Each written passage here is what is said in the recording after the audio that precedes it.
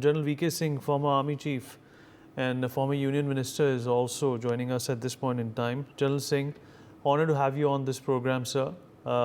First up, sir, you were serving as a commander of the 168 Infantry Brigade in Samba during Kargil. What are your memories of the war, sir? I remember when the thing started by news of some infiltration carried out by some terrorist groups. And then it escalated. Some of our posts were attacked, some patrols that had gone were ambushed. And that is the time the enormity was realized in Northern Command and 15 Corps. So a lot of people were rushed at that time. And at the same time, when operations started, everybody in J&K got deployed, which included 168 Infantry Brigade, because from there the IB from the National Highway is only 8 kilometers. So at that time the dimensions were not known as to whether this was a ruse by Pakistanis to distract us and do something else in Kashmir, or we had to also take our own defensive measures and be prepared to retaliate where we could. You would know that the 1972 agreement, which was signed, the Shimla agreement, it says that the line of control so delineated by the military commanders will not be changed despite any differences to the contrary, which meant that it is almost permanent. And any violation of the line of control meant war against the country. And that is how Kargil was seen by us.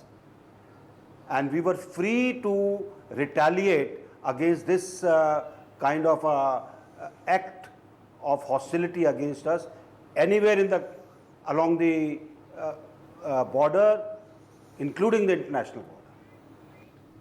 General VK Singh, what were the immediate challenges, according to you, that were faced when Pakistan infiltrated and took over these heights? I think there's one thing which we must all admit, that there was an institutional intelligence drawback that we suffered from. Why we suffered, I think Kargil committee did go into it. I'm not sure how it has been addressed thereafter, but this was a glaring issue that when Pakistanis were concentrating on the other side, building up their logistics, number of helicopter flights were taking place, nobody seemed to have any inkling. Now, what were the various agencies who were tasked for this doing? That's a question which I've asked myself a number of times.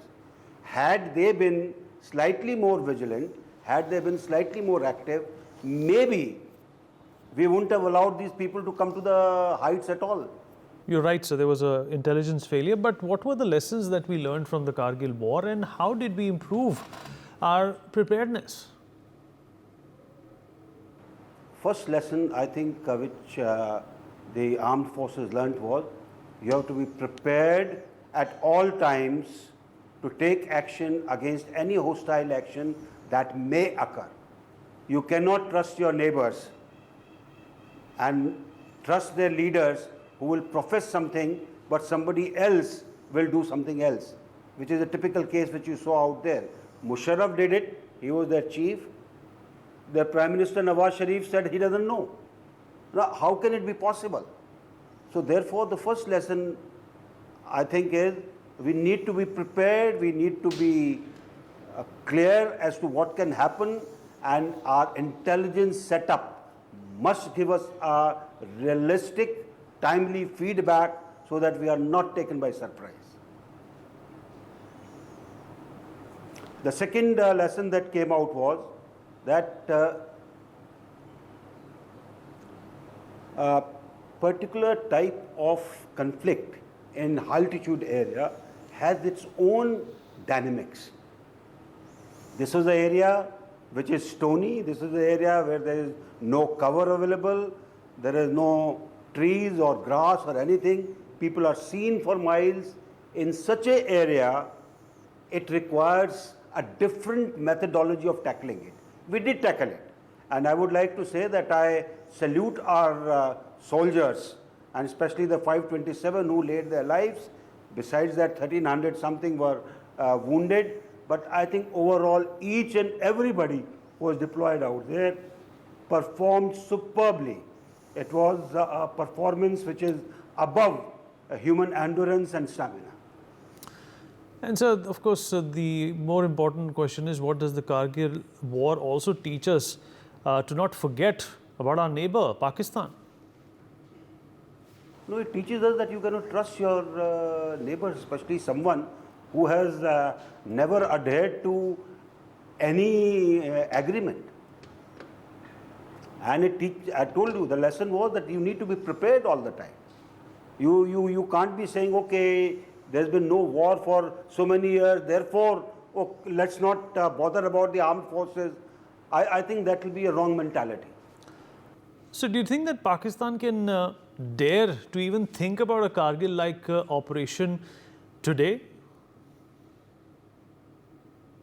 I think Pakistan has also learnt a lesson that the Jawans of Indian Army and the armed forces of India are capable of tackling them anywhere that they can come. Whether they come to the super high altitude, they come to the high altitude, they come to jungles, they come to riverine area, or they come to deserts. The mettle of our soldiers is such that we will vanquish them. And General Vijay Singh, what do you think India needs to do to focus on the next steps to prepare for any kind of a future warfare, sir? See, the warfare, the methodology is changing, new technology is coming in. Each day sees a new thing coming up. You can't say, okay, what happened 25 years back will again happen. Yes, a thing can happen, but the way it will happen will be different. The nature will be different. The way it will be executed will be different. And therefore, we need to keep abreast of the developments that are taking place all over the world, and how do we look after the very diverse borders that we have. So last question before we let you go. What do you make of the Shimla tunnel? How will it help the Army's operations and ease? Shimla tunnel has been in the offing for the last 25 years. We realized that we needed a 365-day accessibility into Ladakh region, which includes Kargil. So it is, after a long wait by the armed forces, it has now come about. I was in the Ministry of Road, Highways and Transport. We ensured that it gets passed and it comes up as fast as possible. The work has started. I'm very happy that the work has started, and it will be of great dividend to us. For more such videos, subscribe to the NewsX YouTube channel, hit the bell icon.